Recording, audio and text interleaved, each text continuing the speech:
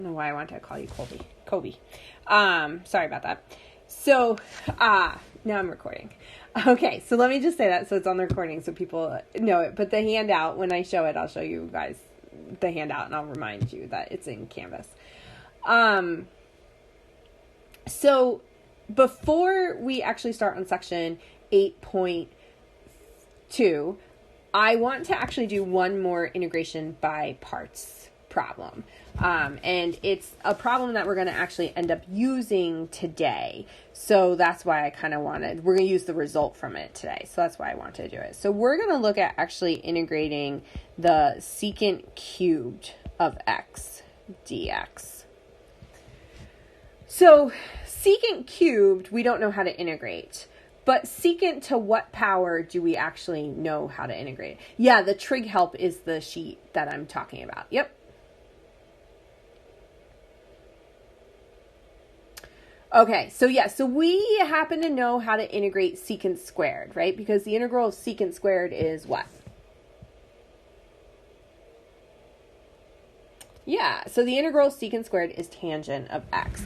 So the first thing I'm going to do is I'm going to actually split this integral a little bit into secant x, secant squared x dx. So I haven't really done anything, right? All I've done is split it apart from being, all the secants together. I broke one of them off. And now what I'm going to do is I'm actually going to do integration by parts. I'm going to let u be secant x. So this isn't any section officially yet. So I guess technically it still falls in, it was 8.5 or 8.4, whatever the last section was. It's technically still part of that section, but we're going to use the result today. So when we go to the new stuff, I'll write down what section we're at. Does that answer your question?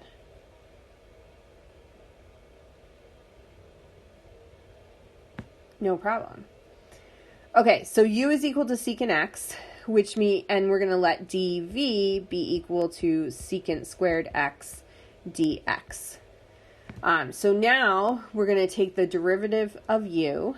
So du, so what's the derivative of secant x? Anybody remember? Yeah, secant x tangent x. So this is going to be secant x tangent x dx. And v is going to be the integral of secant squared x dx, which we said is tangent x.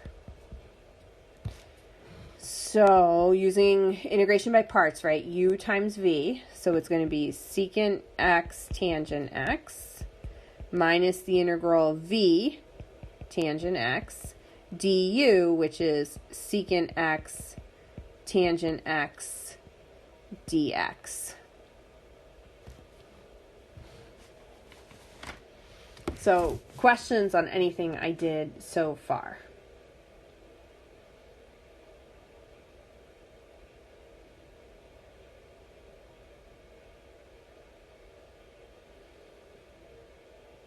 No.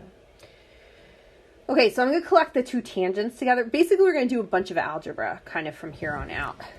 So the first thing we're going to do is we're going to collect the tangents together. So I'm going to have the integral of tangent squared x secant x dx. And then from there, what I'm going to do is I'm actually going to use one of the Pythagorean identities. So if you remember sine squared x plus cosine squared x, anybody remember what that's equal to? Yeah, so it's equal to 1, but there were two other versions that kind of went with the Pythagorean identity, and so one of them was that tangent squared x was 1, is secant squared x minus 1.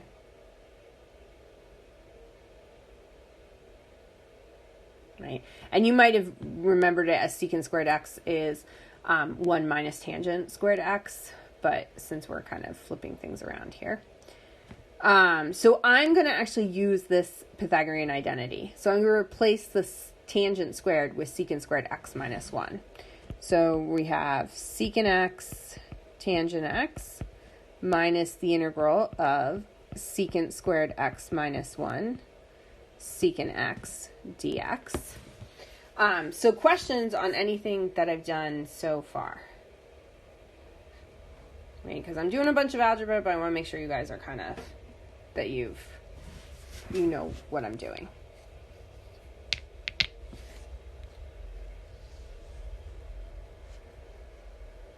No? No questions?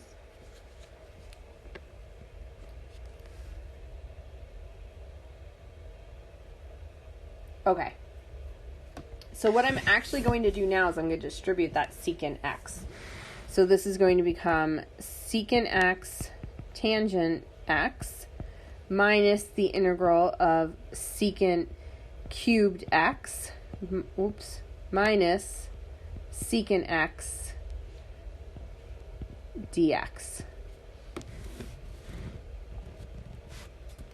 Could I explain the first line downward from secant x tangent x?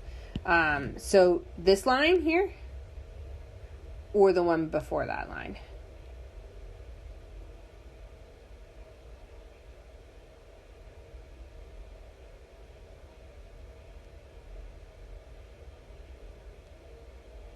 This one.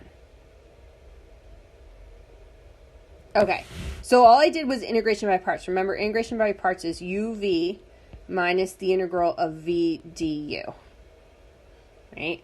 So the first thing I did was I plugged in.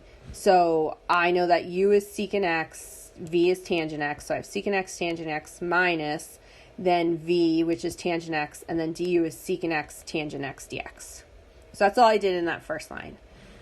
From the first line to the second line, all I did was rearrange these terms. So basically, I took the tangent x and made it essentially like tangent x, secant x. So I just rearranged them, and then tangent times tangent is tangent squared x. So all I did from this line to this line was I basically kind of cleaned up this integral and made it tangent squared x times secant x. Does that make sense?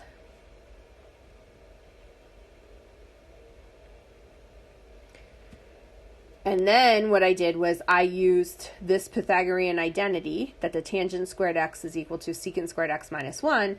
And so all I did was I replaced tangent squared x with secant squared x minus 1. And then the last thing that I've done is I took this secant x and I distributed it. So secant x times secant squared x would give me that secant cubed x. And then secant x times negative 1 would give me minus secant x. Does that help?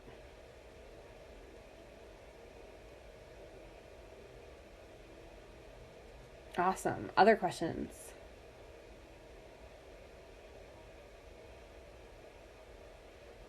No problem. Anytime.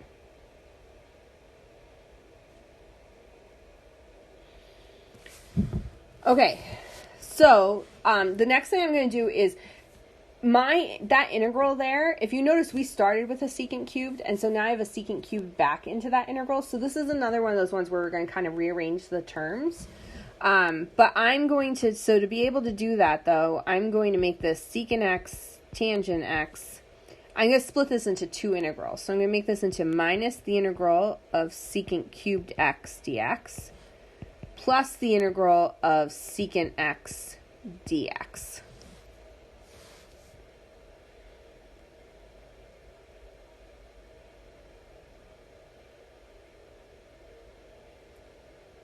Questions so far? What happened to the negative on the secant? So I took this negative here gets distributed, so it goes to this first piece. So that's why this one here stays as a negative.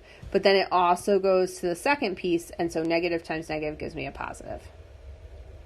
I see. I don't know why I always have a problem with that. Yeah, so you just, again, you can always think of it as like a negative 1. So yeah. Other questions? Okay, so negatives, yeah, they can be very tricky, yeah. So far what we have, if I kind of write from the beginning, I have the integral of the secant cubed of x is equal to secant x tangent x minus the integral of secant cubed x dx plus the integral of secant x dx.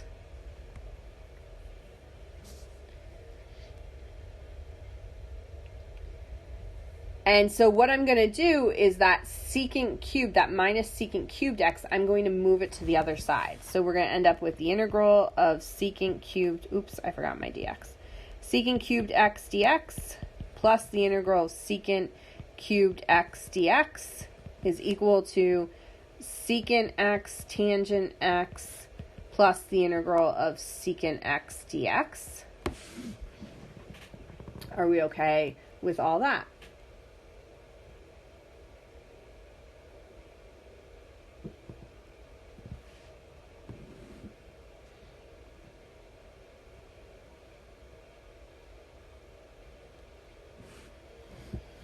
Okay, so then on the left-hand side, I'm just going to kind of move this up.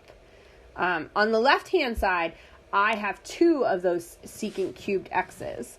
So we're going to have two integral secant cubed x dx's is equal to secant x tangent x plus the integral of secant x dx.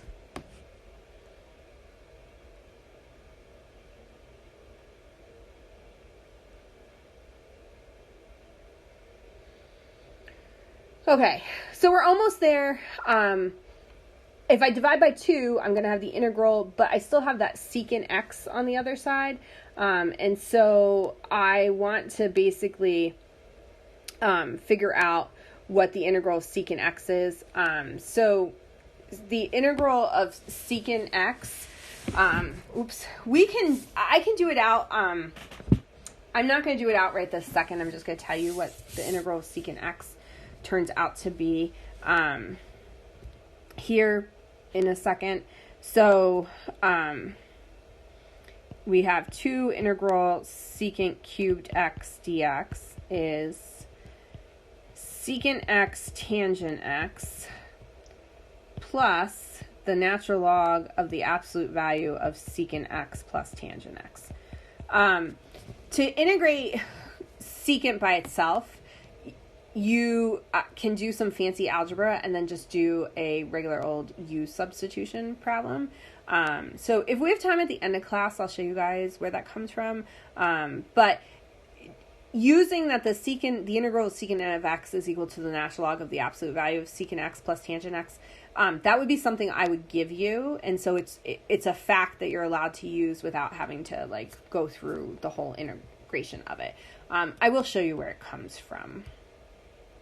So now I would just divide everything by 2.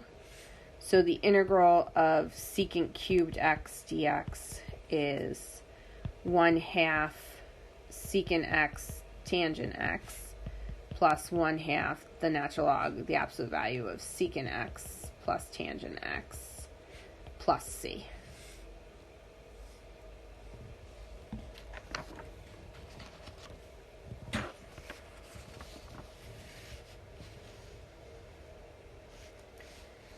And so the reason that we did this is because there's going to be problems where you actually get stuff integrated down to secant cubed. And so if you have an integral of secant cubed x dx just sitting all by itself, you can actually just use this fact. Questions?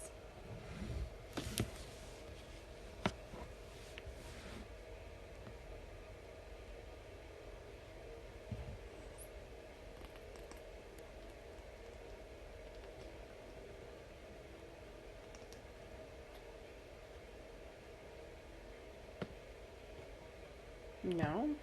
So, I mean, it's really just doing stuff that we did in integration by parts, right? But it's a very specific one, which probably will show up a bunch for us in this section.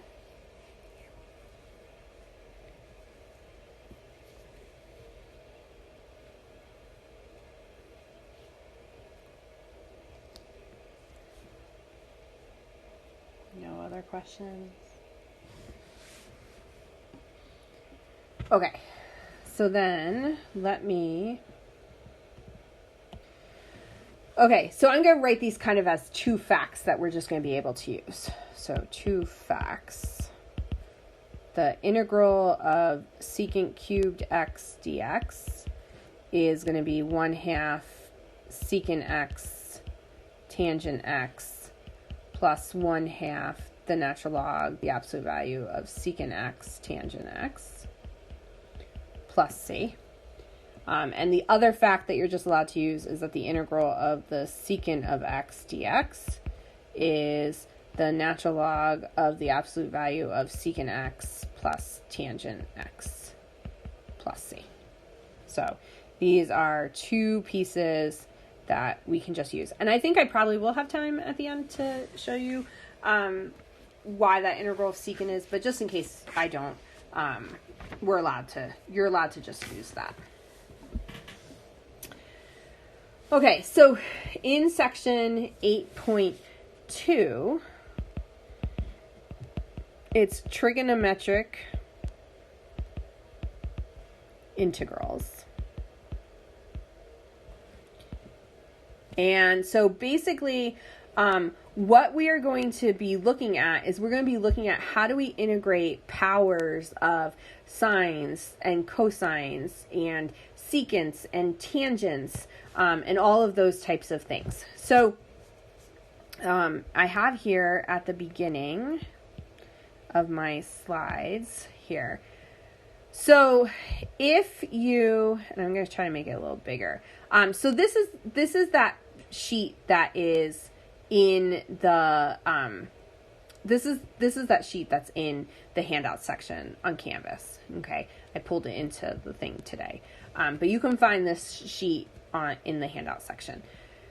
So if we are trying to integrate, so the first thing is I have a couple of these things called reduction formulas, and then I have some useful trig identities. So I kind of pulled out the important stuff that you need. You'll notice there's not a ton of trig identities we need, but there are some. And but what we're going to focus on first is this stuff right here. So the first thing we're going to do is we are going to look at if I was trying to integrate something that is a product of sines and cosines, right? It depends, basically what I'm going to do. So there's a strategy for integrating it. And that strategy depends on the power of the sine and the power of the cosine. So I have here the different scenarios, right? So one scenario is that the power on the sine could be even and the power on the cosine could be odd. And in that case, we're going to save a cosine, turn everything into 1 minus sine squared x's, and then we're going to make this substitution. If n is odd and m is even, we're almost sort of doing the reverse. We're going to save a sine x, turn the rest into 1 minus cosine x's, and then substitute with u equals cosine x.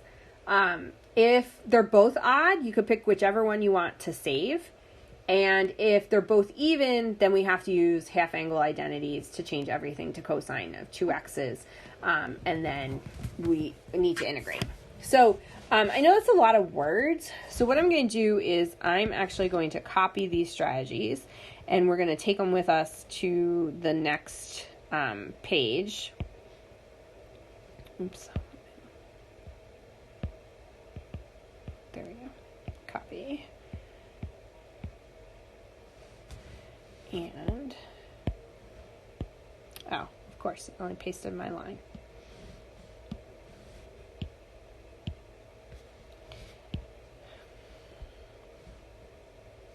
Let me erase my line. Let me see. I think I probably can copy, but maybe I can't because it's the PDF that's in here. Let's see.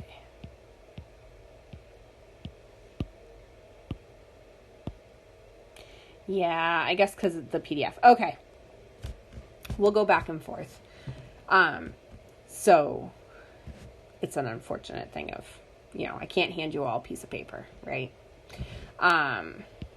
Okay. So we're going to look at the integral of sine squared x cosine to the 7th x dx. So I'll give you a minute to write that down, and then we'll go back and we'll look at our sheet and try to figure out which case we're in.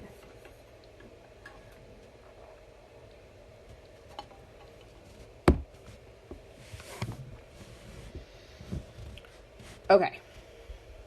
So remember, sine is even. The power on sine is even. The power on cosine is odd. So if we look here, our sine power was even, so our n was even, and our m is odd. So we are in this first case here. N is even, m is odd. So it says, save a cosine, and then turn the rest into 1 minus sine squared x's. You might go, I have no idea what you mean by that, so I'm going to show you. Okay, so we're going to break off one of our cosines.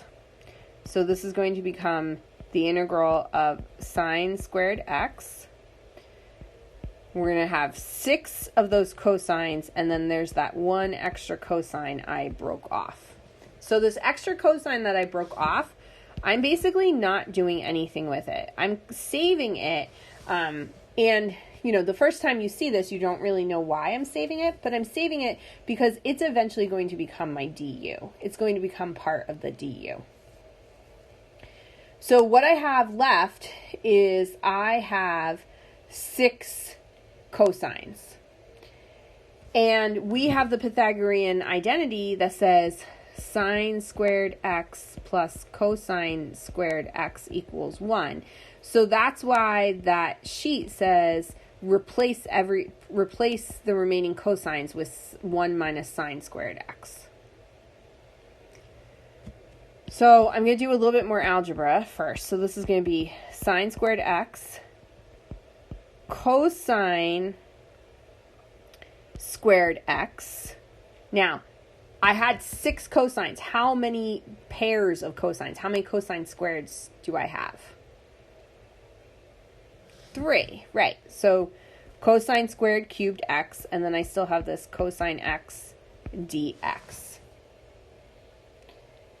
And so what I'm going to do is I am going to take this cosine squared of x here, and I am going to replace it with this stuff over here.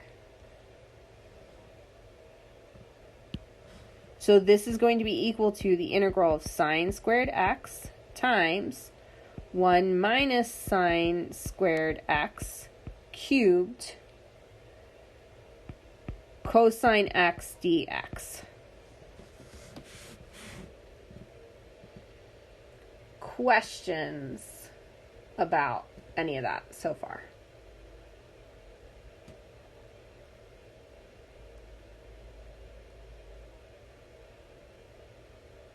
So all I've done so far, I haven't integrated, I haven't any of this. All I've done so far is a little bit of fancy algebra.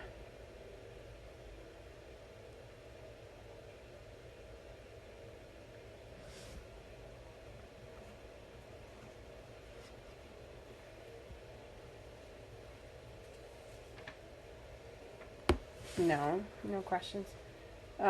Sure. Yeah, I can pause for a minute here.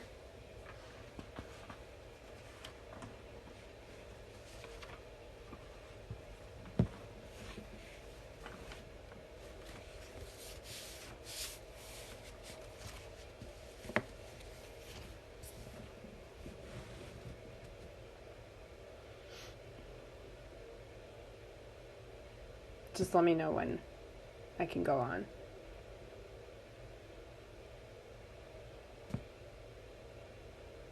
Okay.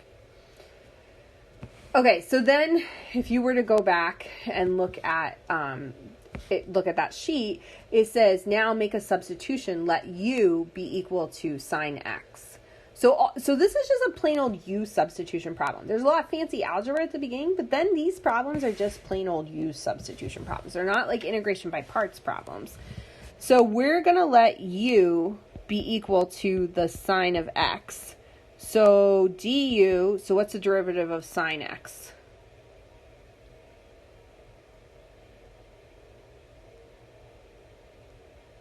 Yeah, cosine x. So this is going to be cosine x dx. So if you notice, right, remember I saved this cosine x along with the dx. That's exactly what I happen to need here. So if I substitute in, I end up with the integral. So remember, u is sine x. So this first thing is going to be u squared times 1 minus u squared quantity cubed du.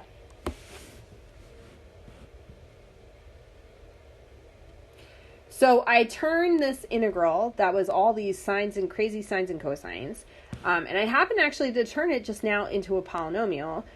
We still have to do some more algebra to actually be able to integrate this, but it at least looks a lot better.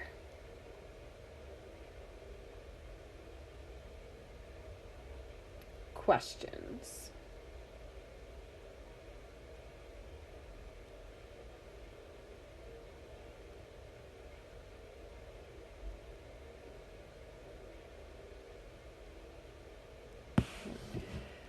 Okay, so remember 1 minus u squared quantity cubed, this is really saying 1 minus u squared times 1 minus u squared times 1 minus u squared, right? It's 1 minus u squared times itself 3 times.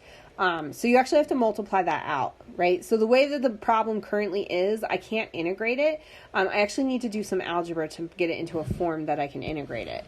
So if we multiply this out, we end up with u squared. I'm going to tell you what it is, but you can work through the algebra if you want to work it out yourself. So it would be 1 minus 3u squared plus 3u to the 4th minus u to the 6th du. So that polynomial I got inside there just comes from actually doing 1 minus u squared times 1 minus u squared, getting an answer, taking that answer, multiplying it by 1 minus u squared. Questions?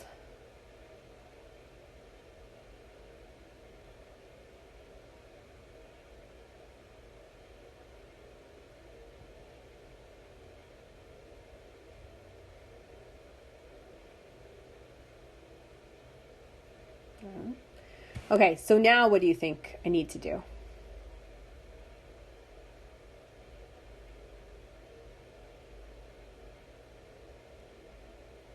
Yeah, distribute the u squared.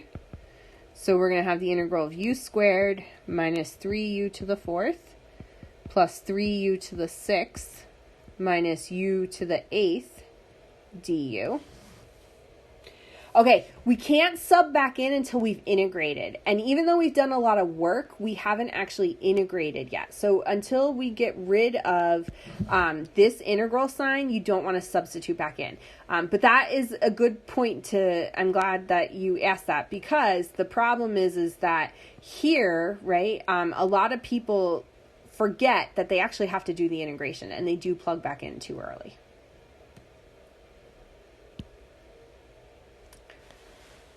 All right, so if I integrate these things, so the integral of u squared is what?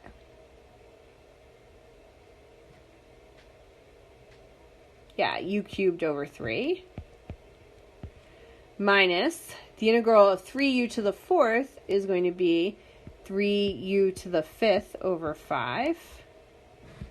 The integral of 3u to the 6th is going to be, 3u to the 7th over 7, and then finally minus u to the 9th over 9, plus c. And now that I integrated, now I actually can plug back in. So if I plug back in, my u is, remember, sine x. So this is sine cubed x over 3 minus 3 sine to the 5th x over 5 plus 3 sine to the 7th x over 7. I'm going to run out of room, so minus sine to the 9th x over 9 plus c. So this is your final answer.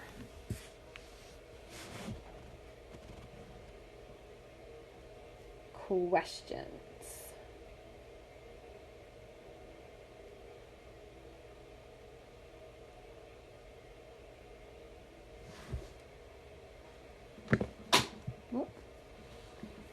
Dropping things off my desk here.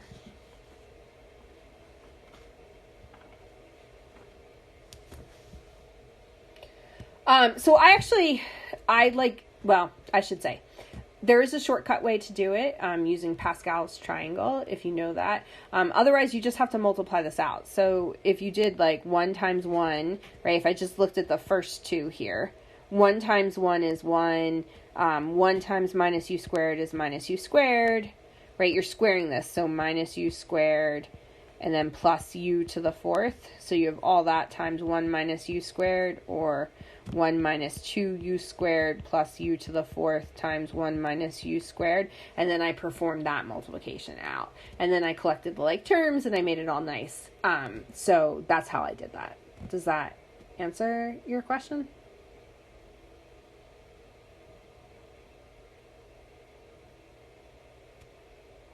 Other questions?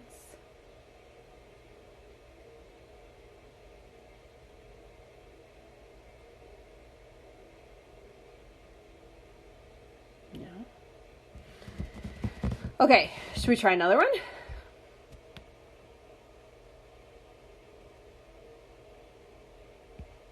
All right. So the integral of sine cubed x cosine to the 5th x dx.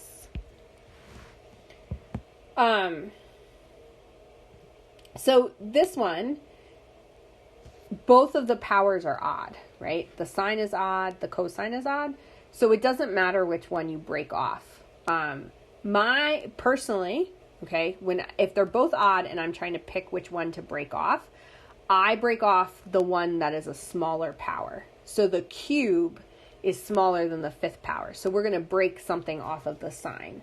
And it gives us a chance to see what happens if we break off a sine instead of breaking off a cosine like we did in the last problem. So this is going to be, I'm going to save myself a sine. It doesn't matter where you put it, so I'll put it first this time. So sine x, I'm left with sine squared x, and then I have this cosine to the 5th x dx. So the first thing is to break something off. The second step that you need to do is, once you've broken something off, you need to you need to convert the stuff. So like we broke off a sine, so we need to convert those sine squareds or sine to the 4th or whatever it is. Here is actually pretty nice. It's just a sine squared. And again, we're always going back to using sine squared plus cosine squared equals 1. Oh wait, and let me, just so that I don't lose anything. So I'm going to replace the sine squared here. So sine squared is the same as 1 minus cosine squared. Oh, and I forgot my x's over here. Whoops. X. So this is going to be the sine of x times 1 minus cosine squared x times cosine to the 5th x dx. Questions on anything I did so far there?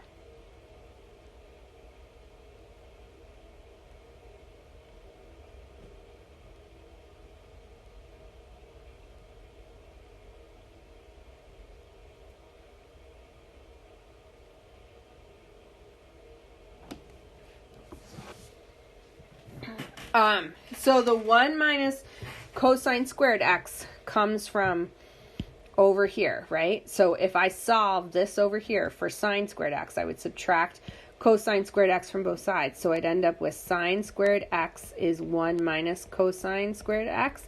And then I replaced, right, this sine squared x with this stuff here.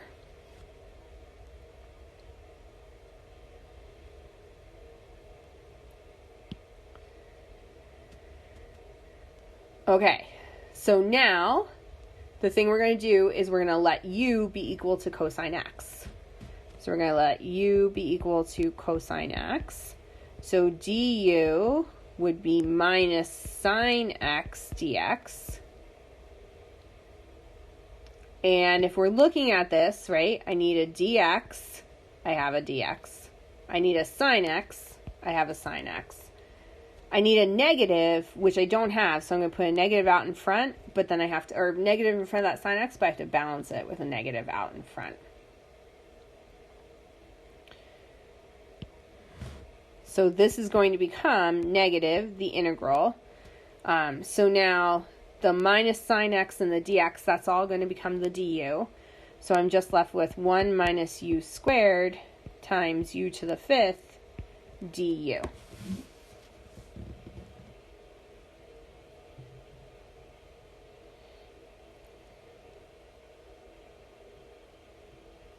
Questions?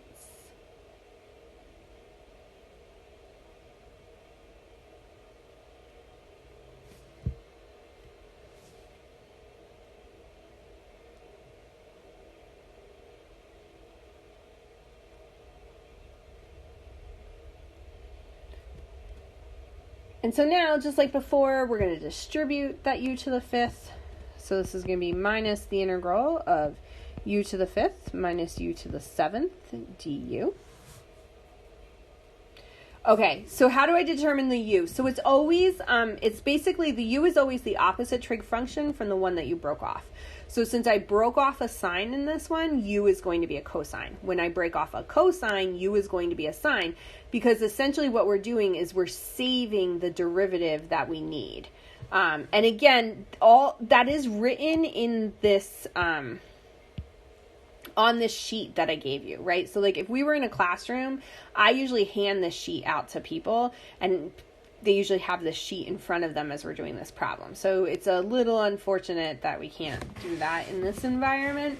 But the thing is here, I said that, right? If both m and n are odd, you could pick whichever we prefer to save. So we're right now working in the second case. So we saved a sine x. We turn the rest into 1 minus cosine squared x's, and then our u is going to be cosine x. When it's time for the test, I will give you any of this type of information up here that you need. So if you needed any of these reduction formulas, if you needed any of the trig identities, any of that stuff, I would give you that information. The stuff down here in the strategies, that's the part that like you would have to know. Does that help?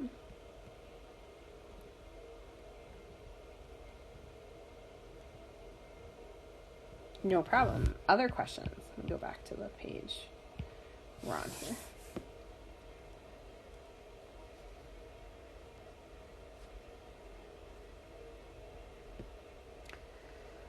Okay, so now I'm just at a point where I can just integrate, right? So this is going to become minus the integral of u to the 5th is u to the 6th over 6. The integral of u to the 7th is u to the 8th over 8 plus c. I could distribute the negative, right, to make it look a little nicer. So it's going to be minus u to the 6 over 6 plus u to the 8th over 8 plus c. And now I have to just plug back in for u. So u is cosine x. So this is going to be minus cosine to the 6x over 6 plus cosine to the 8th x over 8 plus c. Questions?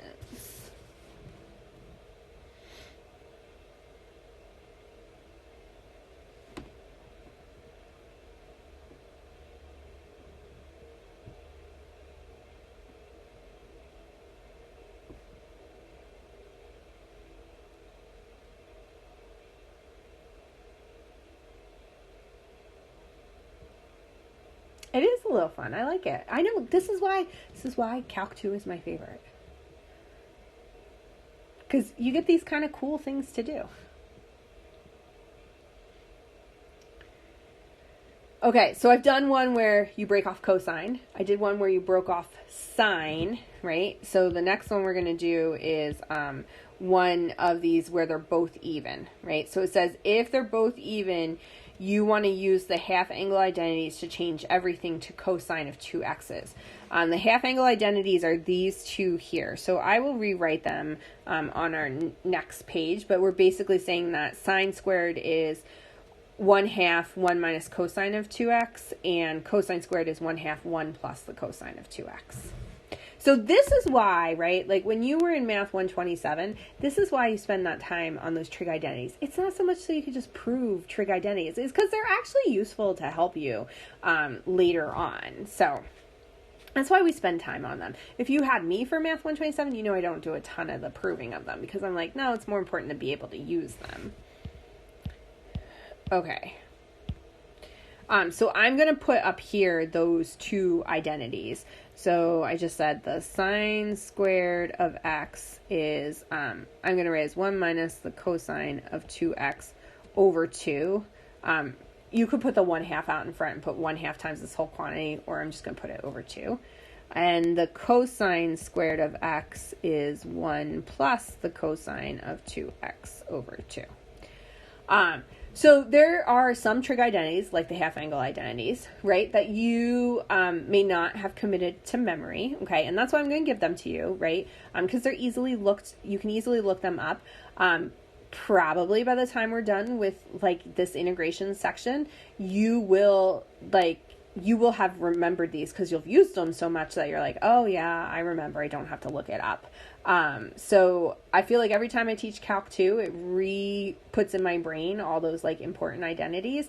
And then eventually I don't teach Calc 2 for, I think the last time I taught Calc 2 was actually like 2 or 3 years ago. So I don't teach Calc 2 for a while. I forget them, like they're not just like committed to memory, but then I start using them all over again and then I remember them again. So don't worry if you don't remember them. I will also always give them to you.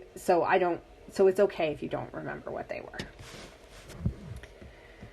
Okay, so we are going to integrate sine to the 4th of x cosine squared x dx.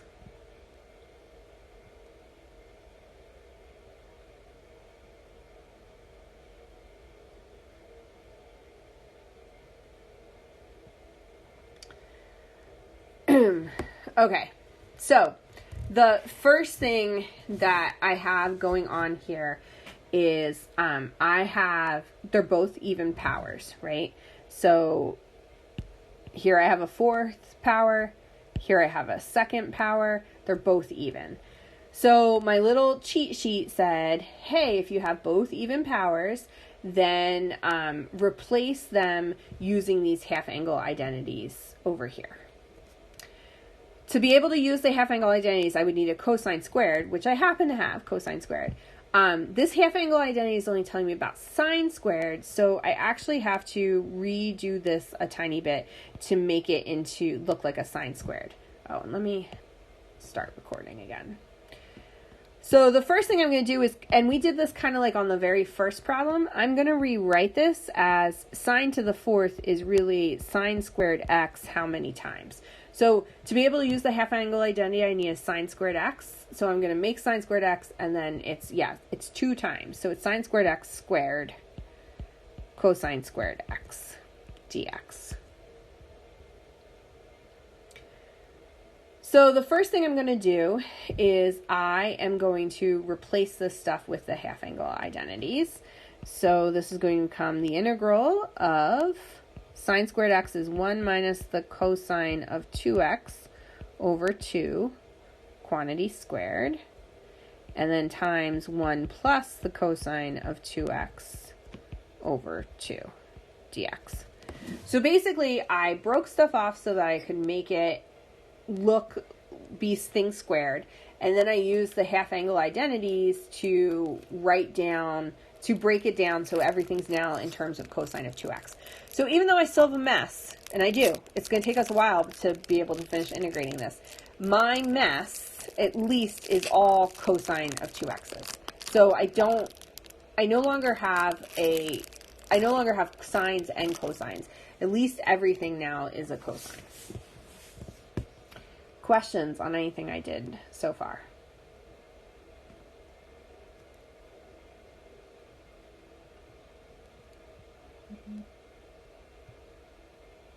No. Okay, so I'm actually need to square out 1 minus the cosine of 2x over 2. right? So if I square that out, on the bottom, I'm going to get 4, right? 2 squared is 4. The top, so remember, I'm going to kind of put it over here. What we're really doing is 1 minus the cosine of 2x times 1 minus the cosine of 2x, right? So I'm foiling that out. So it's going to end up being 1 minus 2 cosine of 2x's plus cosine squared of 2x times 1 plus the cosine of 2x over 2 dx.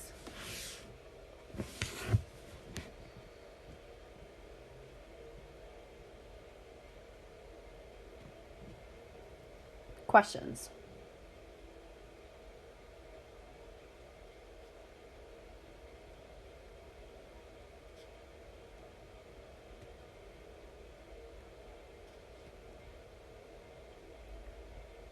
No. Okay, just to make our lives a little bit easier, so I have a 4 on the bottom on the one fraction, I have a 2 on the bottom of the other fraction. I'm going to multiply them together to give me 8, and I'm going to factor it out to the front of the integral. So this is going to be 1/8 the integral.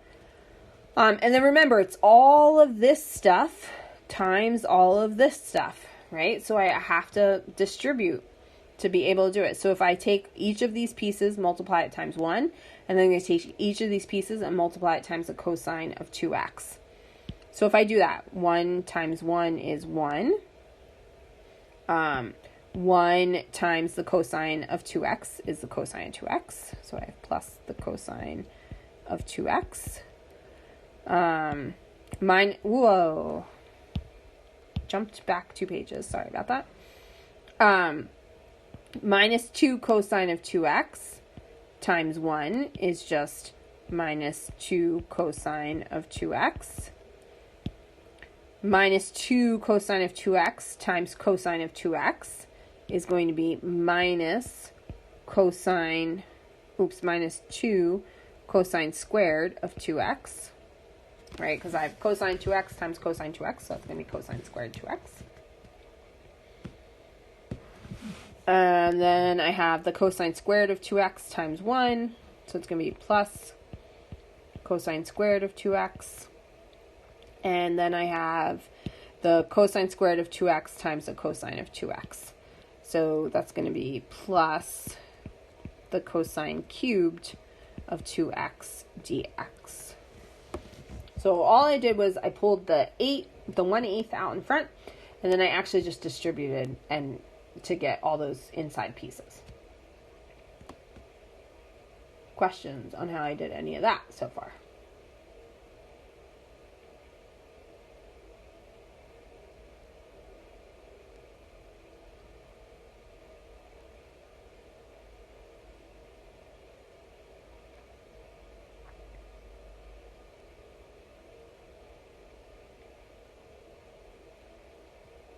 No.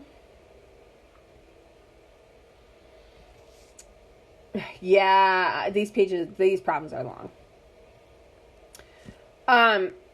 We can eventually, so again, this is where, like, you could make a u substitution and make 2x be u to make your life a little bit nicer right now. I'm not going to do that. This is why, like, I stressed before, like, oh, if I'm integrating the cosine of 2x, I just know it's going to be 1/2 the sine of 2x. So I don't do that u substitution, but you could. Yeah. What I'm going to do next is I'm actually going to I'm going to put together the like terms. So we're going to have 1/8 times the integral of 1. If you notice, I have here a positive cosine of 2x and a minus cosine of 2 cosine of 2x. So that means I'm going to end up with a minus cosine of 2x. I have a minus 2 cosine squared of 2x's plus a cosine squared of 2x's. So I'm going to have a minus cosine squared of 2x. And then I also have plus cosine cubed 2x dx.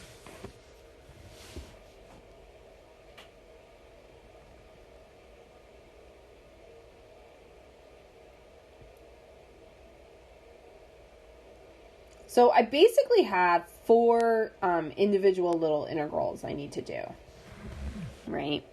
I really have 1/8 times the integral of 1 dx minus the integral of the cosine of 2x dx minus the integral of the cosine squared of 2x dx plus the integral of the cosine cubed of 2x dx.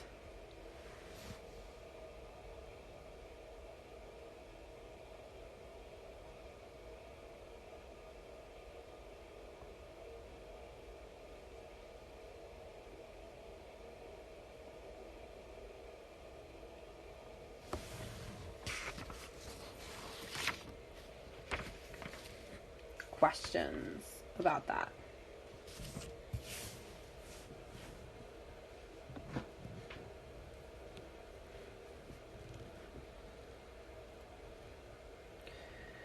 Okay, so I'm not done yet, right? If you look at this, the integral of 1, that's easy. I could integrate that, right?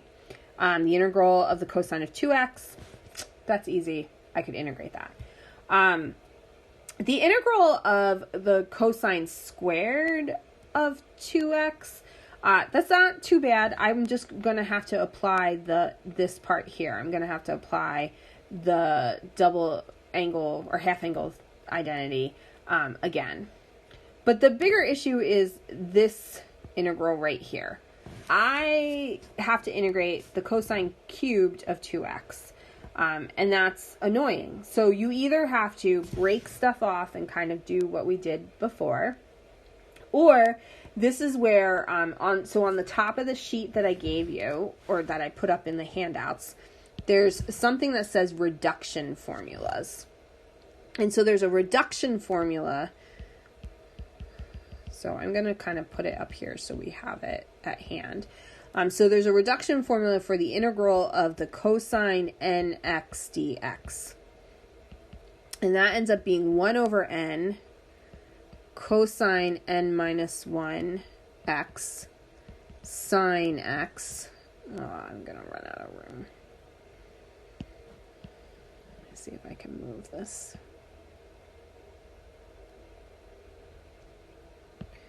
And I'll kind of separate it off here.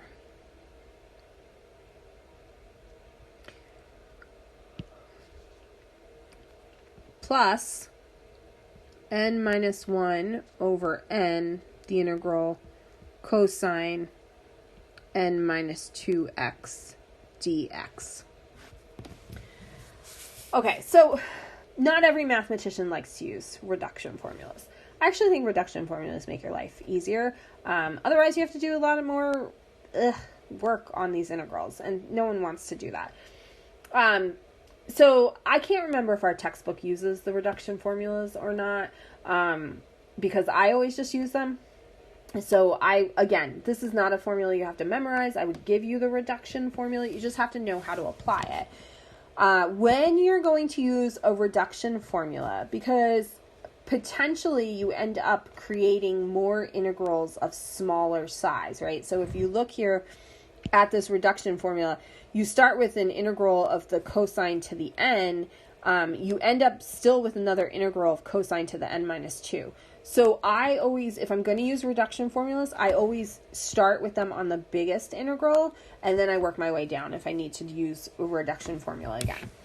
So we're going to use a reduction formula here. My n is 3, and so basically this integral here that I kind of put off in pink, we are going to break it down using this formula here. Everything else is staying the same. I haven't done anything with this other stuff yet. So this is going to be 1/8 times the integral of 1 dx minus the integral of the cosine of 2x dx minus the integral of the cosine squared of 2x dx plus, okay, so remember, n is 3. So anywhere that I see an n in this formula, I'm going to put a 3, right?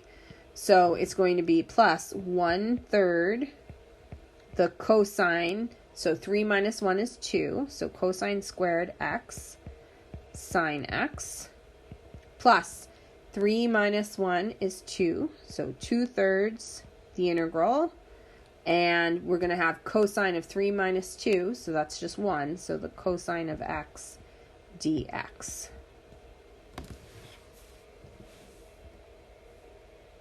So I used a reduction formula to take this pink integral here into these two pieces. Oh, yeah, I would.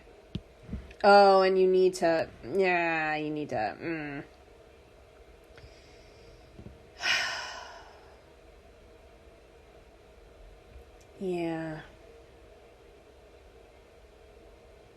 Oh, It's just a mess. These would all be 2x's. So it probably would be easier if we changed all these to u's.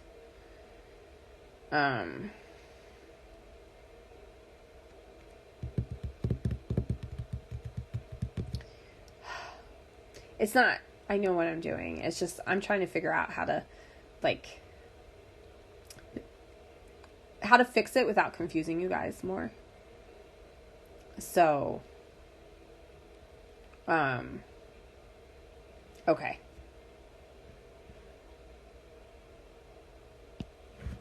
So I'm going to move this down, which I know is really unfair because you can't do that in your notes. So yeah. Before you use a reduction formula, you should make it just be an x or a u, to save yourself some time. I'm going to show you the shortcut in a second. So what I really should have done is I really should have said, here I really should have said, let u be 2x. So du is going to be dx, right? So this integral really would have been the integral of the so we would need we'd need a 2 in front, and a 1/2 in, so this really would have been 1/2 the integral of the cosine cubed of u du. Right? And then, when I do, du would be 2 dx, even though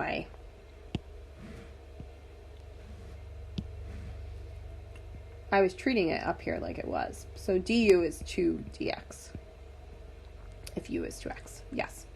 Okay. So what ends up happening is you end up with this factor of 1/2 basically in front of your reduction formula. So all I really have to do to fix this is put in times all of this stuff here. There's an extra 1/2, and that came there from that u substitution. And then these should be 2x's instead of just x's. So, am I frozen to everybody else? Can anybody hear me? What? You can. Okay, but I have a bunch of people who can't see me writing anything. My audio is good, but you can't see me writing. All right. Let me stop. I'll stop the iPad and then I'll rejoin it. Okay.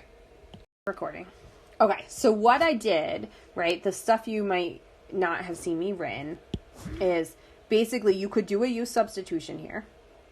When you do the u substitution, right, what ends up happening is you end up with 1/2 the cosine cubed of u du. And so then you could use the reduction formula on this part. And the only difference between just going straight from here and using the reduction formula, which is what I did before, and doing the u is I forgot that I would get this 1/2 constant out here. So that's all I did was I added the 1/2 out here. And then I changed these to 2x's instead of just plain old x's. So if you're using a reduction formula and you don't have just x, you have to do 1 over whatever you have out in front of your reduction formula stuff. So that's what I had said and showed. Questions?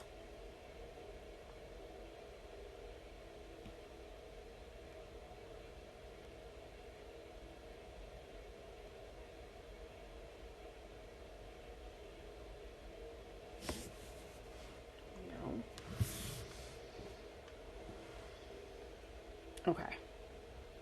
So let me move this up here. Okay. So we still have that giant old 1/8 out in front, which we're just going to leave there for right now. But let's clean up the stuff we have inside. So we have the integral of 1 dx minus the integral of cosine of 2x dx minus the integral of cosine squared 2x dx. So if we sub u for 2x and apply the 1/2, yep, yeah, it would stay the same. Yep. Plus, now if I take this 1/2 and I distribute it, I have 1/6 the cosine squared of 2x sine 2x. Plus, I have 1/2 times 2/3 would be 1/3 the integral of the cosine of 2x dx.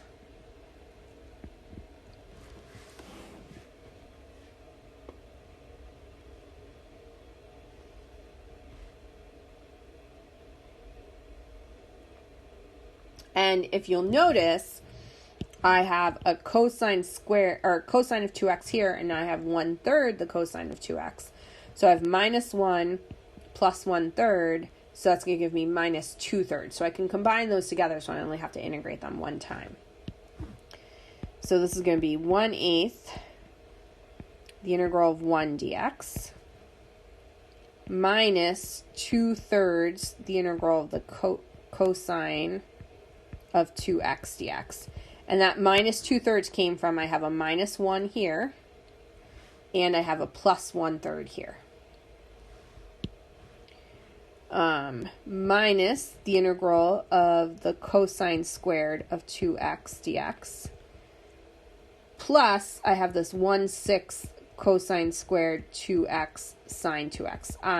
It's important to note that that 1/6 part, it's not an integral, right? It came from the reduction formula, and so it doesn't have an integral with it. It just is. Questions?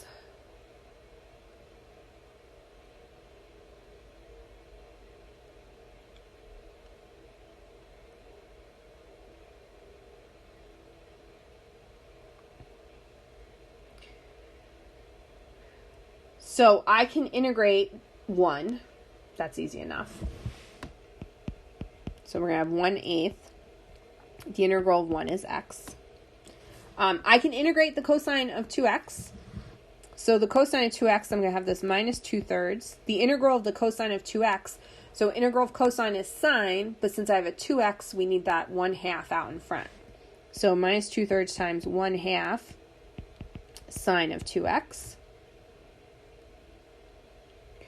This part down here, I can pull down this plus 1/6 the cosine squared 2x sine 2x part.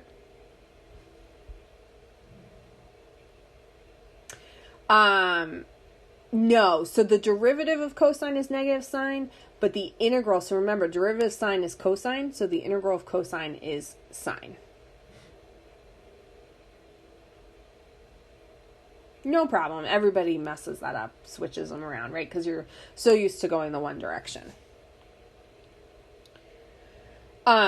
So this integral here, to do minus the cosine squared of 2x, I actually have to do that half angle identity again. So the half angle identity, this is going to be minus the integral of 1 plus the cosine, so now usually the half angle identity takes x to 2x. So since we're starting with a 2x, we're going to go from 2x to 4x. So 1 plus the cosine of 4x over 2 dx.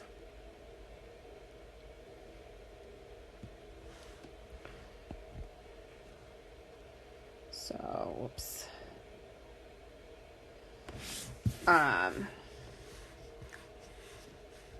So this is going to be 1/8 times x. Here the 2's would cancel. Minus 1/3 sine 2x. Minus 1/2 times the integral of 1 plus the cosine of 4x. dx plus 1/6 the cosine squared of 2x sine 2x. And so I just have, finally, that very last integral to do. So 1/8 times x minus 1/3 the sine of 2x minus 1/2 times x plus 1/4 the sine of 4x plus 1/6 cosine squared 2x sine 2x. Finally, plus c. Finally got rid of all the integrals. And you could, if you really wanted to, distribute that minus 1/2, distribute the 1/8, make stuff look a little nicer. I'm not going to, because I, A, can't write any further down here, and B, this problem's long enough, right? So the problems where they're both even are not fun. They're not fun like the ones where one is odd and one is even. Right? The one is odd, one is even one. I had you guys convinced that they were fun. These, I agree with you. Well, I'm assuming you all agree with me that these are not fun. They're just a lot of algebra, and it takes a lot of steps to kind of get it going.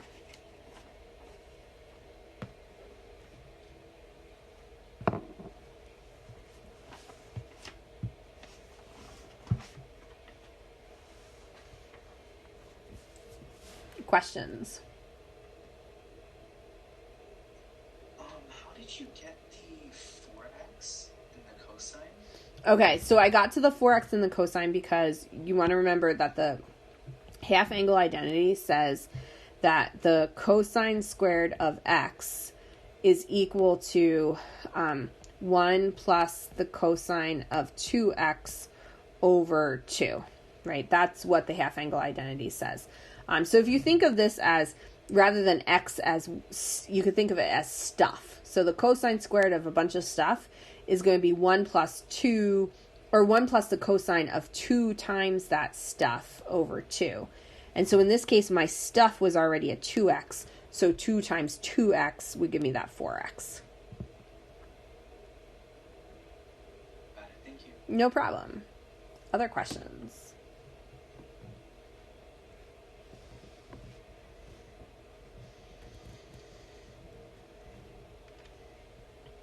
Okay, so those are kind of like all the problems where you have sines and cosines. So now we're going to look at some problems where you have, oh yeah, stuff helps a lot. Like when I teach Calc 1, I use the word stuff a ton. So now we're going to look at problems where we have tangents and secants multiplied together. So if we go back to that handout I put out, it's actually a 2-page handout, and on the second page, and you'll notice there at the top I have those useful integrals. So I also tell you what the integral of the tangent of x is, so you don't have to go through and do the use substitution. So the integral, these integrals here, you are just free to use them. So if you're doing a problem and you see the integral of tangent x, you're allowed to just write this down. If you see the integral of secant x, you're allowed to just write this down. If you see the integral of secant cubed, you're allowed to just write this stuff down. So in this case, right, we have, here are my strategies for, here are my strategies for if I have tangent to the m, secant to the n. So if the power of secant is even, we're going to save a secant squared. If the power of tangent is odd, we're going to save a tangent secant or secant tangent. And if the tangent is even and the secant is odd, then we're going to have to convert to secants and use the reduction formula. And I have examples of each of those. So,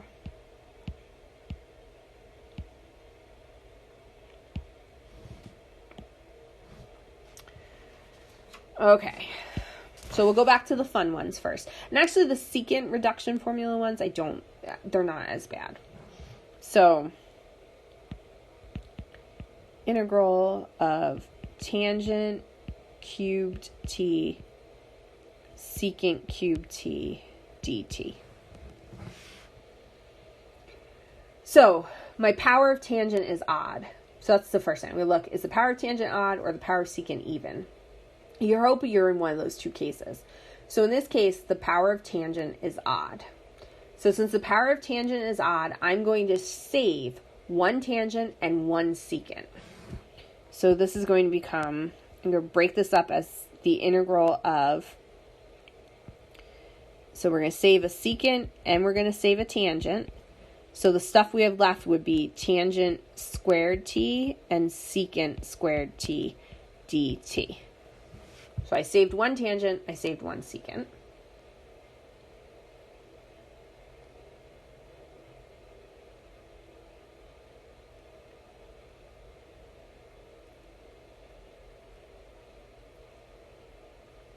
And then we're going to use the fact that the tangent squared of x is equal to secant squared x minus 1.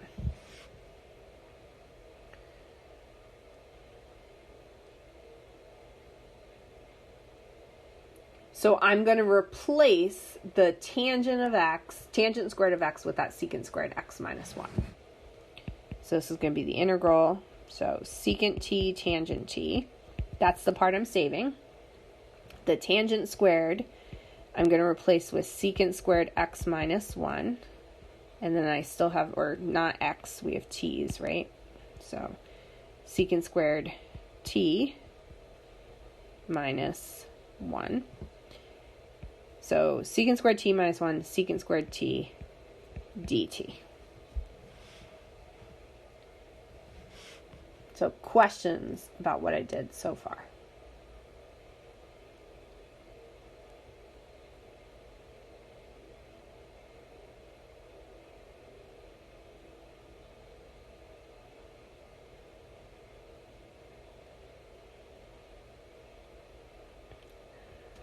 Okay, and then we're going to let you, if you think about it, I saved secant t tangent t. I saved that because secant t tangent t is the derivative of secant t. So we're going to let u be secant t. So du is going to be secant t tangent t dt.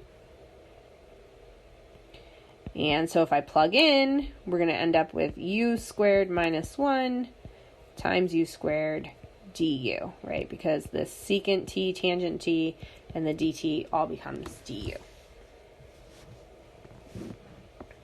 Questions?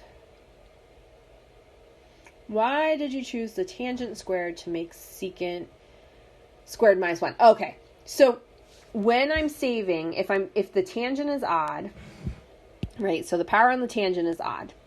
So anytime the power on the tangent is odd, you're going to save a secant tangent. And so I'm saving secant tangent because I know that secant tangent is the derivative of secant. So since what I'm saving is the derivative of secant, I want to change everything else in here to be secants as well. So the tangent squared t, I'm going to want to change into a secant squared, and that's why I'm using this Pythagorean identity to do that. Did that answer your question? Okay, good. Other questions?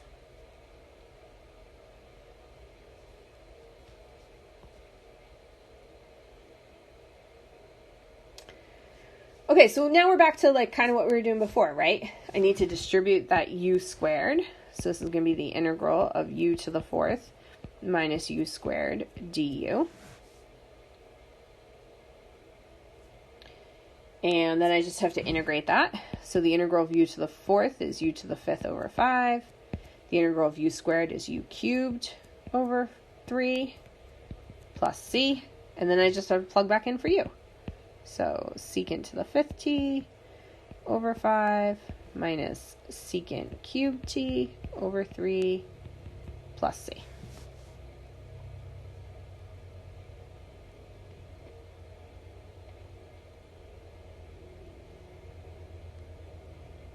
Questions? So we're back to a nice little problem, right?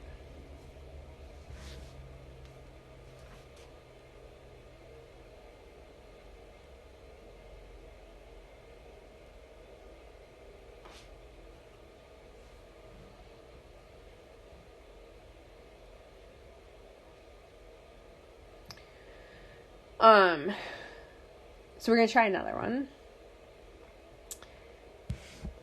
So, okay. So, whoops. This one is going to be the integral of tangent squared x secant to the fourth x dx. So the power of secant here is even.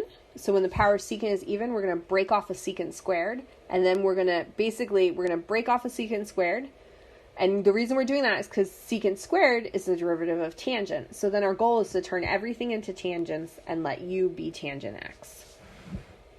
So this is going to be the integral of tangent squared x, secant squared x, secant squared x, dx.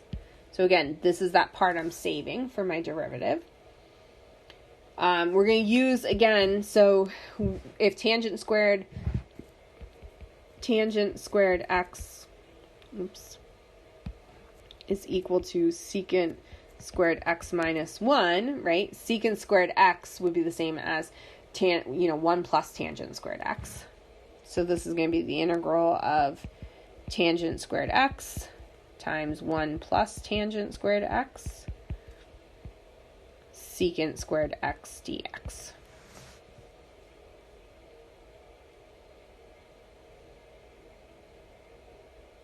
Questions?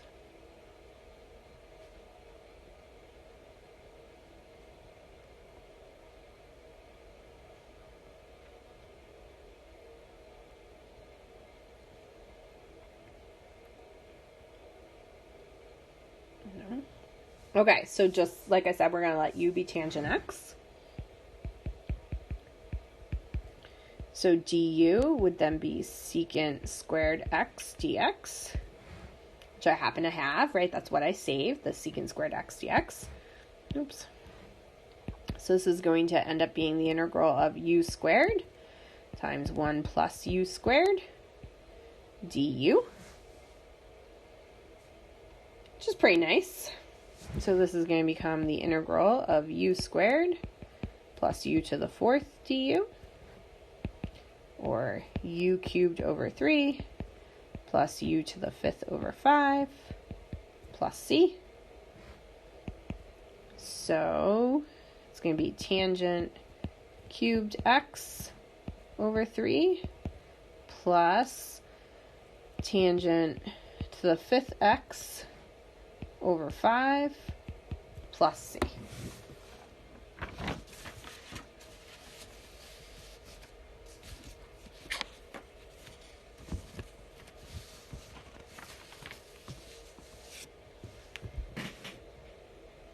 Questions?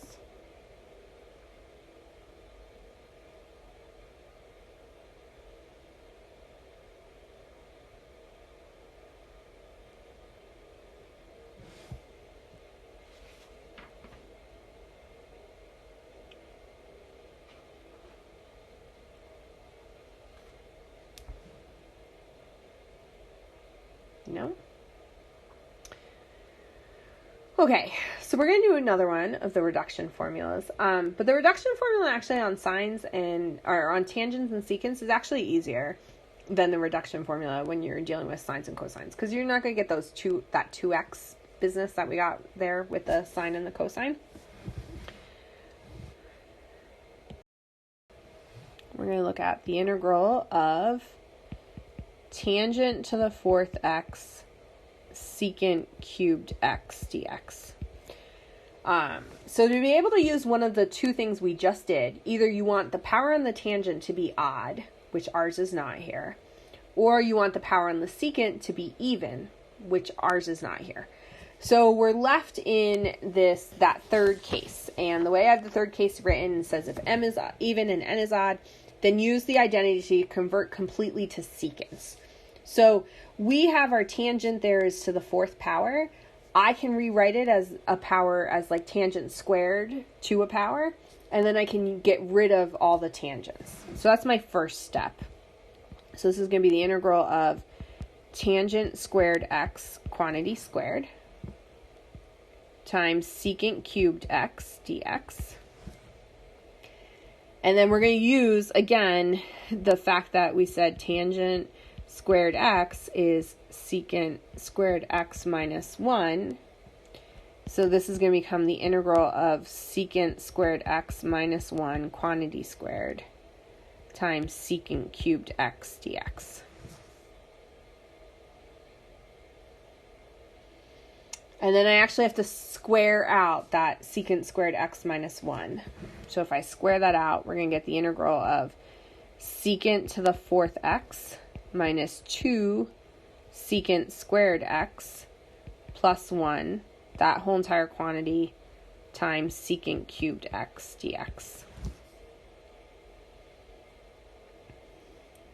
And if I distribute that secant cubed, this is going to become the integral of secant to the 7th x minus 2 secant to the 5th x plus secant cubed x dx.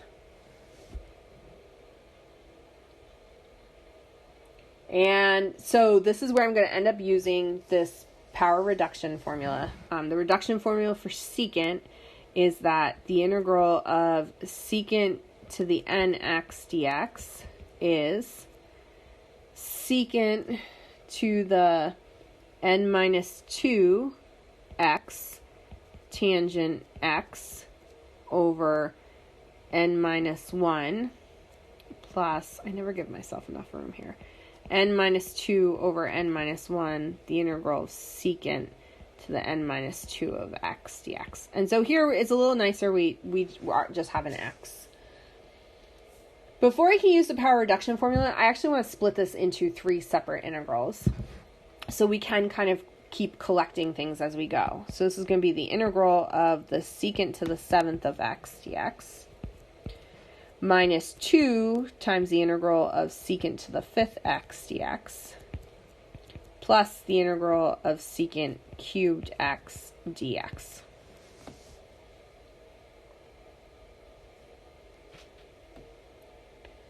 So questions before I actually apply that reduction formula?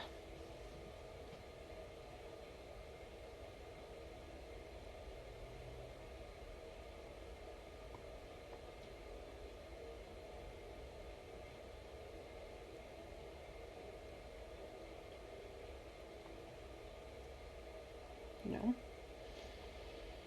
Okay. So my n is a 7, right? So I'm just going to plug into that reduction formula with n being 7. So this is going to become secant to the n minus 2. So 7 minus 2 is 5. So secant to the 5th x, tangent x, over 7 minus 1, which is, I keep hitting it with my hand. Sorry about that, which is 6. 7 minus 1. Then I have plus n minus 2, so n minus 2 in this case, so 7 minus 2 is 5, divided by n minus 1, so 5, 6. The integral of the secant of, so 7 minus 2 is 5, secant to the 5th x dx. And then I still have these other pieces. So minus 2 integral secant to the 5th x dx plus the integral of secant cubed x dx. Why is it positive?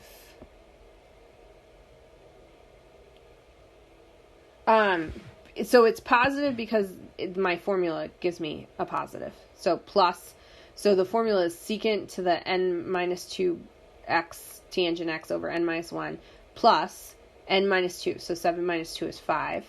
7 minus 1 is 6 times this integral. No problem. Other questions?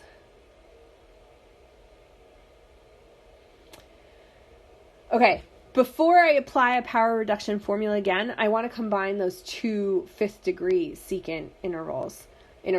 So I have 5, 6 minus 2.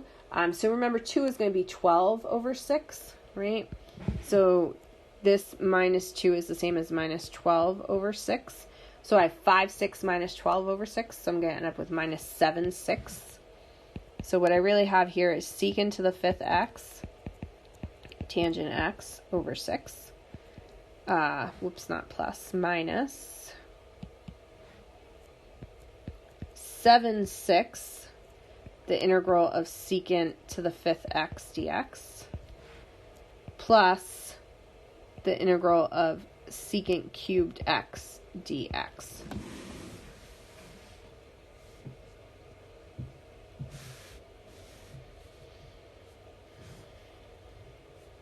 So, I applied the power reducing formula once. In this case, I have to keep applying it.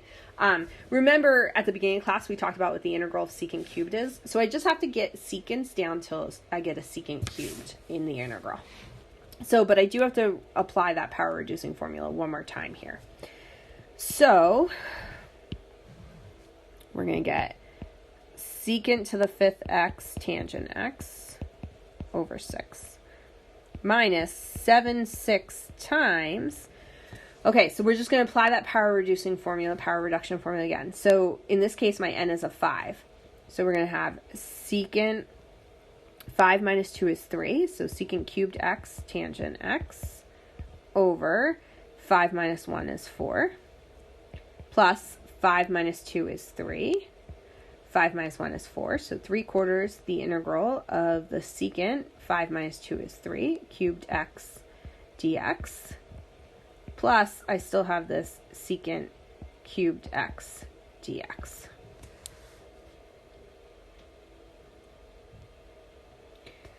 So I need to distribute that minus 7, 6 because I want to be able to combine those two secant cubes together. So this is going to be, I have secant to 5th x tangent x over 6.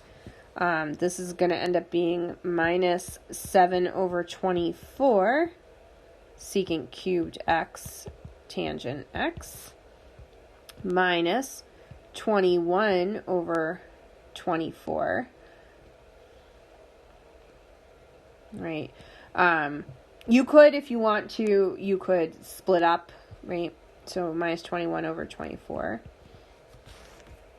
The integral of secant cubed x dx plus the integral of secant cubed x dx.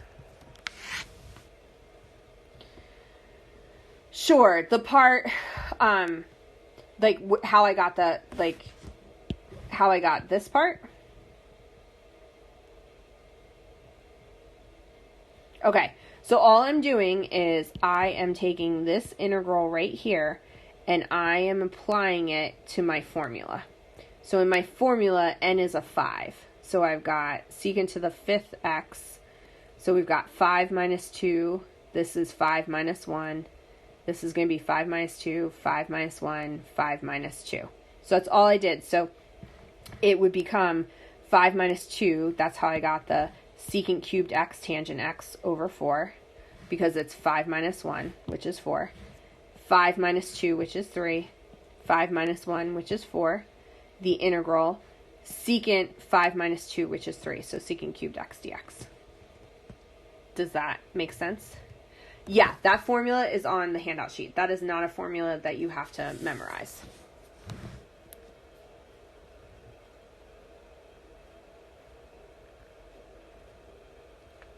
Other questions?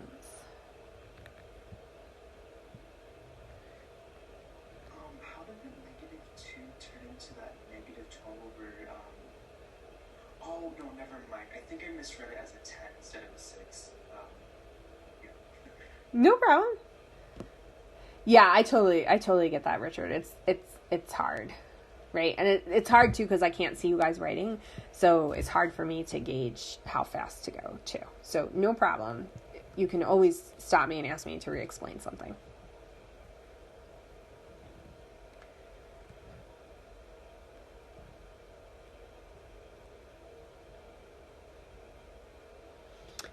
So we're almost there, right, with this problem. And then after this problem, I have one more problem that's actually way easier. So this is the end of the really bad. So I just want to combine together those secant cubed integrals. So remember, this is like plus 1, right? And 1 is really 24 over 24, right? So we have minus 21 over 24 of the integral of secant cubed plus 24 over 24, the integral of secant cubed. So I'm just going to put those two together. So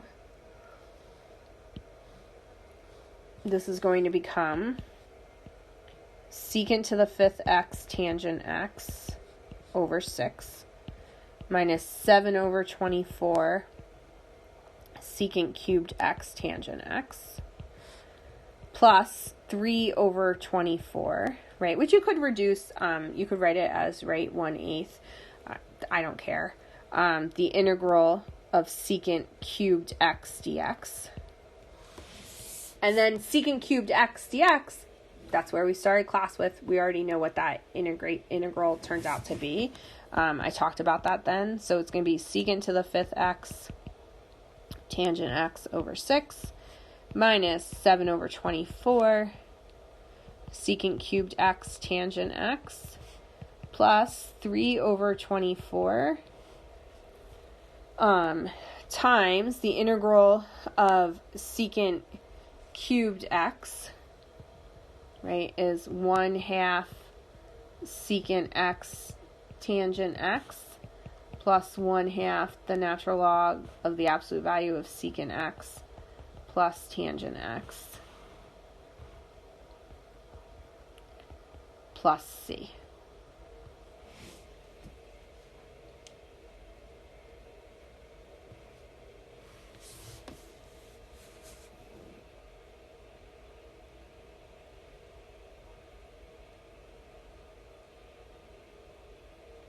Right. And that last integral, just in case you're wondering where I pulled it from, right? I'll go back to it. But here I put down, that's the one we did. I put down what the integral of secant cubed x is. So, and I'll go back to, to this page here.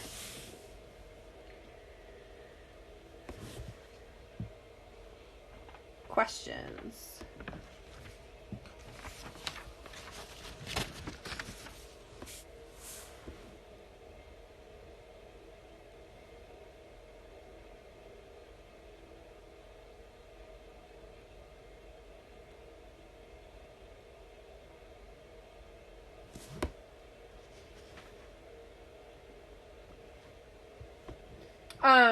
No, I'm okay if you don't simplify it, right? This problem is long enough. It's ugly. So if you want to leave it as 3 over 24, that's totally fine with me. Other questions?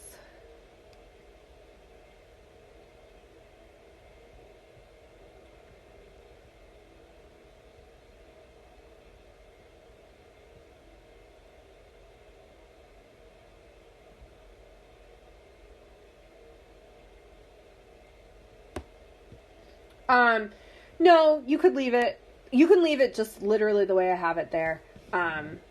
If this was a test, this is a long problem. I wouldn't put one this long on the test, but if it was, you could leave the problem exactly like this and I would give you full credit. So no, you don't have to. Could you? Sure, but you don't have to.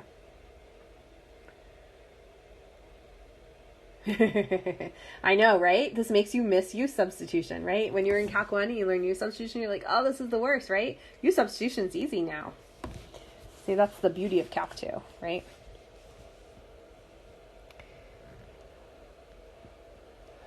Okay, so I have one more problem. I promise it's actually way shorter.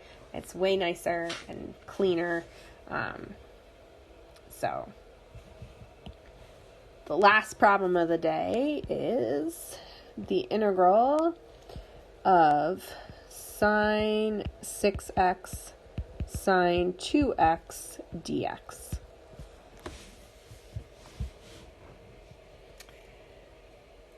So you might get something that kind of looks like this. Like you might have a product of sine and cosine, or two different sines or two different cosines where the angles don't match up.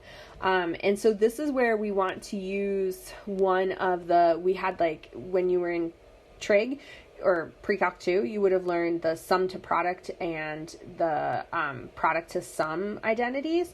And so that's what we're going to use. And again, these identities are on that sheet I typed up for you.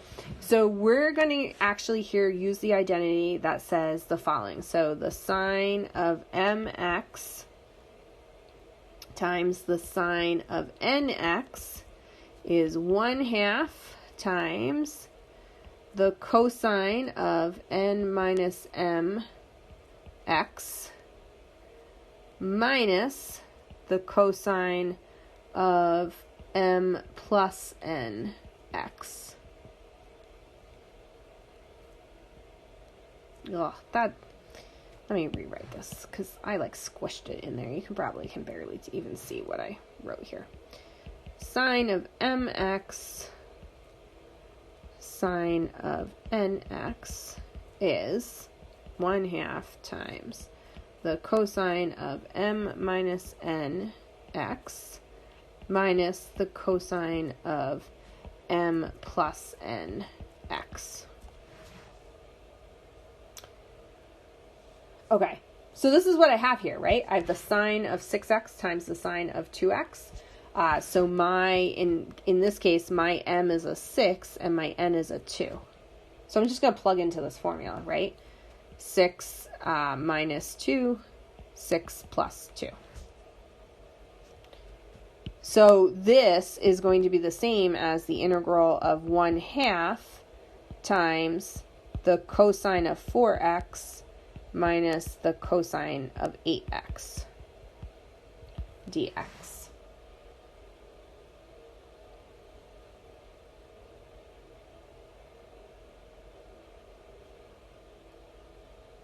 Does that make sense? Questions?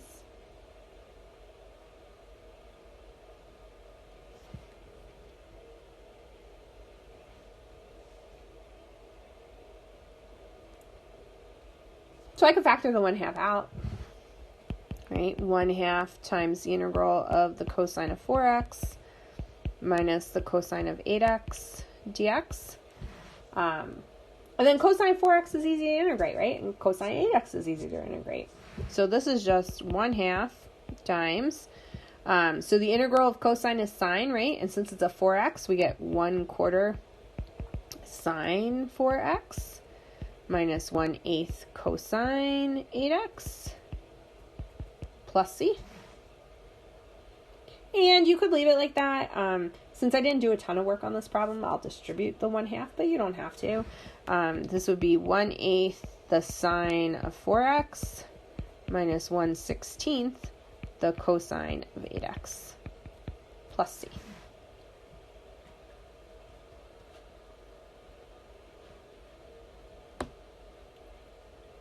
Questions?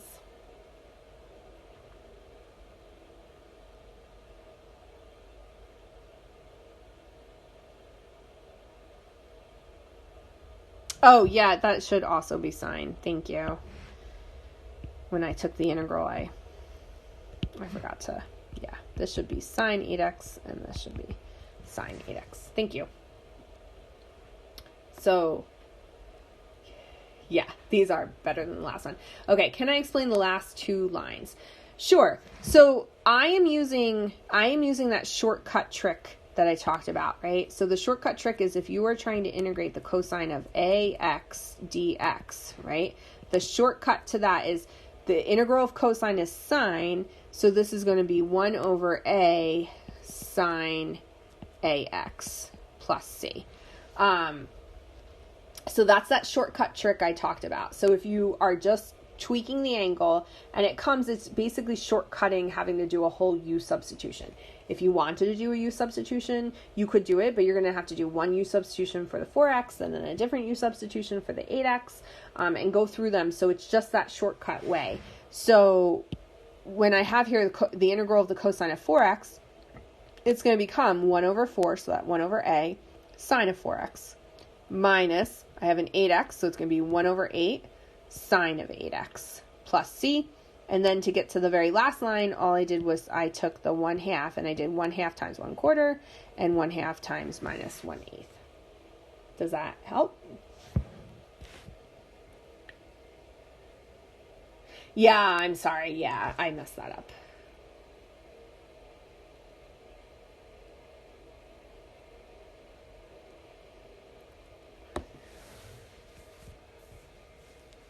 Okay. So that's the end of what I want to go over today. I put homework up, right? So remember, the homework is due by Monday mornings at 8 a.m. And, right, like I emailed some of you guys who didn't do this correctly, but when you do the homework, right, so you do the problems, you upload them, which unlocks my solutions to look at. You're supposed to compare your solutions with my solutions, and then take that homework self-assessment survey, right? And so the whole idea is to basically try to get you to see, like, what is the stuff you don't understand, like, helping you to use homework to figure out what you understand and what you don't understand. Okay, how do you, so if you want to rewatch so I'll show you guys, let me share, let me see if I have our Canvas course up someplace, hold on. So, I think I do for,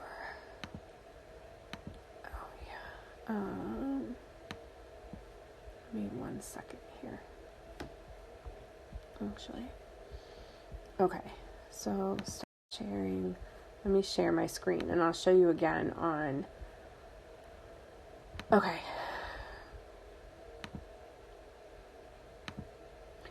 Okay. So if you go to our, and this is it. This is in student mode. So this is what it looks like for you.